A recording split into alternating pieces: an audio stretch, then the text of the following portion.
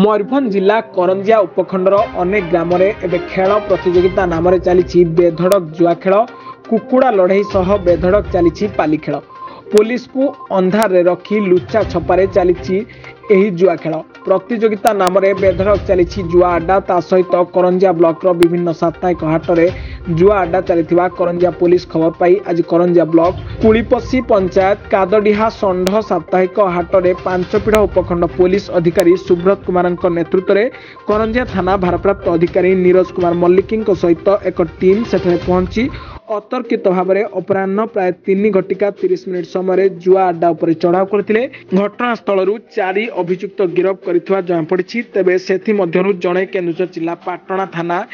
दिगपसी गाँ शिबू नायक बयस 32 वर्ष पिता स्वर्गत मोहन नायक होता बेले अन्य जड़े पाटणा थाना रायडीहा ग्रामर नित्यानंद नायक बयस 35 वर्ष पिता स्वर्गत ब्रह्मानंद नायक सेहीपरि पाटणा थाना अस्तज्योति ग्रामर प्रह्लाद नायक बयस 28 वर्ष पिता बांकनिधि नायक और करंजिया थाना कलाकाद गाँव रमेश्वर सोरेन बयस 24 वर्ष पिता सुनाराम सोरेन को करंजिया पुलिस अटक रखी अधिक तदंत जारी रखी। सेठारु 16,357 टंका 10टी डाला 10 गोटी और 6टी पाली जबत कराई पुलिस पक्षरु सूचना मिली।